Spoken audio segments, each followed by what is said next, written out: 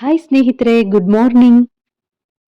ನಾನಿವತ್ತು ತುಳಸಿ ಎಲೆಗಳನ್ನು ಬಳಕೆ ಮಾಡಿಕೊಂಡು ಮನೆಯಲ್ಲೇ ನ್ಯಾಚುರಲ್ ಆಗಿ ಗ್ರೀನ್ ಟೀನ ಪ್ರಿಪೇರ್ ಮಾಡ್ತಾ ಇದ್ದೀನಿ. ಇದನ್ನು ನಾನು ಡಿಟಾಕ್ಸಿನ್ ಡ್ರಿಂಕ್ ರೀತಿ ತಗೊಳ್ತೀನಿ. 2 ಗ್ಲಾಸ್ ನೀರು ತಗೊಳ್ಳಿ. 1 ಹಿಡಿಯಷ್ಟು ತುಳಸಿ ಎಲೆಗಳನ್ನು ತಗೊಂಡು 4 ಲವಂಗ ಮತ್ತು 2 ಏಲಕ್ಕಿ ಹಾಕಿಬಿಟ್ಟು ಮೀಡಿಯಂ ಫ್ಲೇಮಲ್ಲಿ ಕುದಿಸಿದ ನಂತರ 2 ಗ್ಲಾಸ್ ನೀರೇನಿದೆ ಅದು 1 ಗ್ಲಾಸಿಗೆ ಕನ್ವರ್ಟ್ ಆಗಬೇಕು. ಅದನ್ನು ಫಿಲ್ಟರ್ ಮಾಡ್ಕೊಳ್ಳಿ. ಇದನ್ನು ನೀವು ಮಕ್ಕಳಿಗೂ ಕೂಡ ಕೊಡಬಹುದು, ಮನೆಯಲ್ಲಿ ಎಲ್ಲರೂ ಕೂಡ ಸೇವನೆ ಮಾಡಬಹುದು. ಆಯುರ್ವೇದಿಕ್ಕಲ್ಲಿ ತುಳಸಿ ಎಲೆಗಳು ಅತ್ಯುತ್ತಮ ಸ್ಥಾನವನ್ನು ಪಡ್ಕೊಂಡಿದೆ. ತುಂಬ ಹೆಲ್ತ್ ಬೆನಿಫಿಟ್ಸ್ ಇದೆ. ಇದಕ್ಕೆ 1 ಸ್ಪೂನ್ ಜೇನುತುಪ್ಪ, ಅರ್ಧ ಹೋಳಿನಷ್ಟು ನಿಂಬೆಹಣ್ಣಿನ ರಸವನ್ನು ಇದಕ್ಕೆ ಹಿಂಡಿಬಿಟ್ಟು ನೀವು ಸೇವನೆ ಮಾಡಬಹುದು. ಮಕ್ಕಳಿಗೆ ಕೊಡಬೇಕಾದ್ರೆ ನಿಂಬೆಹಣ್ಣನ್ನು ಸ್ಕಿಪ್ ಮಾಡಿ. ಜೇನುತುಪ್ಪ ಹೀಟ್ ಆಗುತ್ತೆ ಸ್ವಲ್ಪ ಲೈಟಾಗಿ, ಜೇನುತುಪ್ಪ ಕೂಡ ನೀವು ಸ್ಕಿಪ್ ಮಾಡಬಹುದು. ಇವತ್ತು ನಾನು ABC ಜ್ಯೂಸ್ ತಗೊಳ್ತಾ ಇದ್ದೀನಿ. 1 ಆ್ಯಪಲು, 1 ಕ್ಯಾರೆಟ್ ಮತ್ತು ಅರ್ಧ ಬೀಟ್ರೋಟ್ನ ಬಳಕೆ ಮಾಡಿಕೊಂಡು ಜ್ಯೂಸ್ ಪ್ರಿಪೇರ್ ಮಾಡಿಕೊಂಡು ಅದನ್ನು ತಗೊಂಡೆ. ಇವತ್ತು ನಾನು ಬ್ರೇಕ್ಫಾಸ್ಟಿಗೆ ರವೆ ಉಪ್ಪಿಟ್ಟು ಪ್ಲ್ಯಾನ್ ಮಾಡಿದ್ದೀನಿ. ಸ್ವಲ್ಪ ಕ್ಯಾರೆಟ್, ಬೀನ್ಸ್, ಈರುಳ್ಳಿ, ಟೊಮೊಟೊ ಮತ್ತು ಅವರೆಕಾಯಿ ಸೀಸನ್ ಆಗಿರೋದ್ರಿಂದ ಸ್ವಲ್ಪ ಅವರೆಕಾಳನ್ನು ಬಳಕೆ ಮಾಡಿಕೊಂಡು ನಾನು ಉಪ್ಪಿಟ್ಟನ್ನ ಪ್ರಿಪೇರ್ ಮಾಡ್ತಾ ಇದ್ದೀನಿ.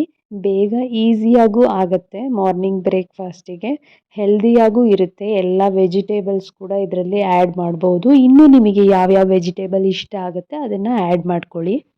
ಉಪ್ಪಿಟ್ಟು ಪ್ರತಿಯೊಬ್ಬರಿಗೂ ಮಾಡೋದಕ್ಕೆ ಬರುತ್ತೆ, ಅದರಿಂದ ನಾನು ತುಂಬ ಲಾಂಗ್ ಟೈಮ್ ಎಕ್ಸ್ಪ್ಲೈನ್ ಮಾಡ್ತಾ ಇಲ್ಲ.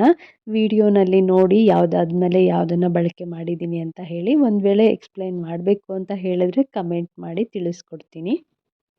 ಮಕ್ಕಳಿಗೆ ಬರೀ ಉಪ್ಪಿಟ್ಟು ಕೊಟ್ಟರೆ ತಿನ್ನೋದಿಲ್ಲ, ಅದರಿಂದ ನಾನು ಸ್ವಲ್ಪ ಸ್ವೀಟ್ ಪೊಂಗಲ್ ಮಾಡ್ಕೊಳ್ತಾ ಇದ್ದೀನಿ. ಕಾಂಬಿನೇಷನ್ ಚೆನ್ನಾಗಿರುತ್ತೆ ಅಂತ ಹೇಳಿ. ಯಾವಾಗಲೂ ಒಂದೇ ಥರ ಚೌಚೌಬಾತು, ಖಾರ ಪೊಂಗಲ್, ಸ್ವೀಟ್ ಪೊಂಗಲ್ ಮಾಡ್ಕೊಂಡು ತಿನ್ನೋದ್ರ ಬದಲು ಈ ರೀತಿ ಹೆಲ್ದಿಯಾಗಿಯೂ ಇರುತ್ತೆ. ಮಕ್ಕಳಿಗೆ ಮಾರ್ನಿಂಗ್ ಟೈಮ್ ರೈಸ್ ಕೊಡೋದು ತುಂಬಾ ಒಳ್ಳೆಯದು. ಇದರಿಂದ ಮಕ್ಕಳಿಗೆ ನಾನು ಸ್ವೀಟ್ ಪೊಂಗಲ್ ಮಾಡ್ಕೊಳ್ತಾ ಇದ್ದೀನಿ. ಸ್ವೀಟ್ ಪೊಂಗಲ್ಗೆ ಸ್ವಲ್ಪ ತುಪ್ಪ, ಹೆಸರುಬೇಳೆ, ದ್ರಾಕ್ಷಿ, ಗೋಡಂಬಿ ಎಲ್ಲ ಹಾಕಿಬಿಟ್ಟು ಸ್ವಲ್ಪ ಬೆಲ್ಲ ಹಾಕಿಬಿಟ್ಟು ಪ್ರಿಪೇರ್ ಮಾಡಿಕೊಂಡೆ.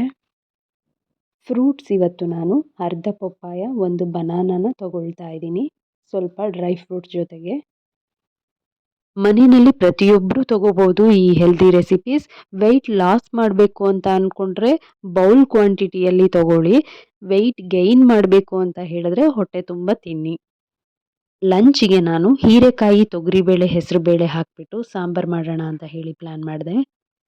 1 ಕಪ್ಪು ತೊಗರಿಬೇಳೆ, 1 ಕಪ್ಪು ಹೆಸರುಬೇಳೆ ತೊಗೊಂಡು 4 ರಿಂದ 5 ಟೊಮೊಟೊ ಹಣ್ಣನ್ನು ಚೆನ್ನಾಗಿ ಹಣ್ಣಾಗಿರೋದನ್ನ ತೊಳೆದು ಕಟ್ ಮಾಡಿಕೊಂಡು, ಸ್ವಲ್ಪ ಅರಿಶಿನ ಪುಡಿ, 1 ಸ್ಪೂನ್ ಜೀರಿಗೆ, 1 ಈರುಳ್ಳಿಯನ್ನು ಹಾಕಿ ಬೇಯಿಸ್ಕೊಳ್ಳಿ. 2 ರಿಂದ 3 ವಿಷಲ್ ತೆಗೆದ್ರೆ ಟೊಮೊಟೊ, ಈರುಳ್ಳಿ ಎಲ್ಲ ಚೆನ್ನಾಗಿ ಬೆಂದಿರುತ್ತೆ. ಬೇಯಿಸ್ಕೊಂಡು ಸ್ಮ್ಯಾಶ್ ಮಾಡ್ಕೊಳ್ಳಿ. ಒಗ್ಗರಣೆಗೆ ಈರುಳ್ಳಿ, 1 ಬೆಳ್ಳುಳ್ಳಿ, ಕರಿಬೇವು, ಟೊಮೊಟೊ, ಕೊತ್ತಂಬರಿನ ತಗೊಳ್ಳಿ. ಕೊತ್ತಂಬರಿ ಫೈನಲ್ ಆಗಿ ಉದುರಿಸ್ಕೊಳ್ಳಿ. ವೆಜಿಟೇಬಲ್ಸ್ ನಾನಿಲ್ಲಿ ಹೀರೆಕಾಯಿ, ಕ್ಯಾರೆಟು, ಆಲೂಗೆಡ್ಡೆ, ಟೊಮೊಟೊ ಮತ್ತು ಬೀನ್ಸ್, ಕ್ಯಾಪ್ಸಿಕಮ್ ತೊಗೊಂಡಿದ್ದೀನಿ. ಉದ್ದ ಹಸಿ ಬದನೆಕಾಯಿ ತೊಗೊಂಡಿದ್ದೀನಿ. ಅದು ಎಲ್ಲ ತರಕಾರಿ ಫ್ರೈ ಆದಮೇಲೆ ಲಾಸ್ಟಿಗೆ ಫ್ರೈ ಮಾಡಿ, ಇಲ್ಲಾಂದರೆ ಫುಲ್ ಮೆತ್ತಗಾಗ್ಬಿಡುತ್ತೆ. ಒಗ್ಗರಣೆಗೆ ಸ್ವಲ್ಪ 1-2-3 ಸ್ಪೂನ್ ಆಯಿಲ್ ಹಾಕ್ಕೊಂಡು ಬೆಳ್ಳುಳ್ಳಿ ಮತ್ತು ಈರುಳ್ಳಿ, ಕರಿಬೇವೆಲ್ಲ ಹಾಕಿ ಚೆನ್ನಾಗಿ ಡೀಪ್ ಫ್ರೈ ಮಾಡಿ. ಅದಾದಮೇಲೆ ಟೊಮೊಟೊನ ಹಾಕಿ. ಟೊಮೊಟೊನ ತರಕಾರಿ ಜೊತೆ ಹಾಕಬಾರ್ದು, ಸಪ್ರೇಟಾಗಿ ಫ್ರೈ ಮಾಡ್ಕೊಳ್ಳಿ. ಅದಾದಮೇಲೆ ತರಕಾರಿ ಎಲ್ಲ ಹಾಕಿ ಸ್ವಲ್ಪ ಉಪ್ಪನ್ನು ಹಾಕಿ ಚೆನ್ನಾಗಿ ಫ್ರೈ ಮಾಡ್ಕೊಳ್ಳಿ. ಬೇಳೆ ಕುದಿಸ್ಕೊಂಡು ಸ್ಮ್ಯಾಶ್ ಮಾಡಿರ್ತೀವಲ್ಲ ಅದನ್ನು ಮಿಕ್ಸ್ ಮಾಡ್ಕೊಳ್ಳಿ. ಸ್ವಲ್ಪ ಹುಣಸೆ ಹಣ್ಣನ್ನು ನೆನೆಯೋಕೆ ಇಟ್ಕೊಂಬಿಡಿ. ಅದಕ್ಕಿಂತ ಮುಂಚೆ 1 ಸ್ಪೂನ್ ಅಚ್ಚಕಾರದ ಪುಡಿ, 1 ಸ್ಪೂನ್ ಧನಿಯಾ ಪುಡಿ ಹಾಕ್ಕೊಂಡು ರುಚಿಗೆ ತಕ್ಕಷ್ಟು ಉಪ್ಪನ್ನು ಹಾಕಿ ಚೆನ್ನಾಗಿ ಕುದಿಸಿ.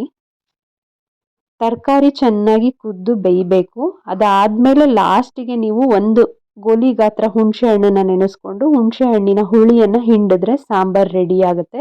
ಲಾಸ್ಟಿಗೆ ಕೊತ್ತಂಬರಿ ಸೊಪ್ಪನ್ನು ಉದುರಿಸ್ಕೊಳ್ಳಿ. ಹೀರೆಕಾಯಿ ಸಾಂಬಾರು ರೆಡಿಯಾಗಿದೆ. ಇದಕ್ಕೆ ನಾನು ರಾಗಿ ಮುದ್ದೆ ಮತ್ತು ರೈಸ್ ಪ್ರಿಪೇರ್ ಮಾಡ್ಕೊಳ್ತೀನಿ. ಬೆಂಡೆಕಾಯಿ ಪಲ್ಯ ಮಾಡೋಣ ಅಂತ ಡಿಸೈಡ್ ಮಾಡಿಕೊಂಡೆ. ಬೆಂಡೆಕಾಯಿನ ನೀಟಾಗಿ ವಾಶ್ ಮಾಡಿ ಒರೆಸ್ಬಿಟ್ಟು ಕಟ್ ಮಾಡಬೇಕು. ಡೈರೆಕ್ಟಾಗಿ ವಾಶ್ ಮಾಡಿಬಿಟ್ಟು ಹಾಗೆ ಹಾಕಿದ್ರೆ ಅದು ಅಂಟೇನಿರುತ್ತೆ ತುಂಬ ಬಿಟ್ಕೊಳ್ಳುತ್ತೆ, ಪಲ್ಯ ಮಾಡೋದಕ್ಕೆ ಆಗೋದಿಲ್ಲ. ಒಂದು 4-5 ಸ್ಪೂನ್ ಆಯಿಲ್ ಹಾಕ್ಕೊಂಡು ಸಾಸಿವೆ, ಜೀರಿಗೆ, ಬೆಳ್ಳುಳ್ಳಿ ಮತ್ತು ಕರಿಬೇವನ್ನ ಹಾಕ್ಕೊಂಡು, ಈರುಳ್ಳಿ ಹಾಕ್ಕೊಂಡು ಸ್ವಲ್ಪ ಉಪ್ಪನ್ನು ಸೇರಿಸ್ಕೊಂಡು ಚೆನ್ನಾಗಿ ಡೀಪ್ ಫ್ರೈ ಮಾಡ್ಕೊಳ್ಳಿ. ಆಮೇಲೆ ಬೆಂಡೆಕಾಯಿನ ಹಾಕಿ ಬೆಂಡೆಕಾಯಿ ಕಂಪ್ಲೀಟ್ ಅಂಟು ಹೋಗಬೇಕು, ಅಷ್ಟು ಡ್ರೈ ಆಗಬೇಕು. ಕಂಪ್ಲೀಟ್ ಡ್ರೈ ಮಾಡಿಕೊಂಡು ಫ್ರೈ ಮಾಡಿ. ನೋಡಿ ಈ ಥರ ಫ್ರೈ ಆಗಬೇಕು, ಕಂಪ್ಲೀಟ್ ಅಂಟು ಹೋಗಿದೆ. ಸೊ ಚೆನ್ನಾಗಿ ಹಸಿ ವಾಸನೆ ಹೋಗಿ ಅದು ಆಯಿಲಲ್ಲೇ ಬೇಯಬೇಕು, ಆ ಥರ ಬೇಯಿಸ್ಕೊಳ್ಳಿ. ಚೆನ್ನಾಗಿ ಫ್ರೈ ಆಗಿದೆ ಇವಾಗ. ಚೆನ್ನಾಗಿ ಹಸಿ ವಾಸನೆ ಹೋಗಿ ಫ್ರೈ ಆದಮೇಲೆ ಸ್ವಲ್ಪ ತೆಂಗಿನ ತುರಿ, ಕೊತ್ತಂಬರಿನ ಉದುರಿಸ್ಬಿಟ್ಟು ಇಳಿಸಿದ್ರೆ ಪಲ್ಯ ರೆಡಿ ಆಗುತ್ತೆ. ಬಾಗಿಲಿಗೆಲ್ಲ ನೀರು ಹಾಕಿಬಿಟ್ಟು, ಗಿಡಗಳಿಗೆಲ್ಲ ನೀರು ಹಾಕಿಬಿಟ್ಟು ನನ್ನ ಒಂದು ಮಾರ್ನಿಂಗ್ ರೊಟೀನ್ ಏನಿದೆ ನಾನು ಈ ರೀತಿ ಸ್ಟಾರ್ಟ್ ಮಾಡಿದೆ ಸ್ನೇಹಿತರೆ.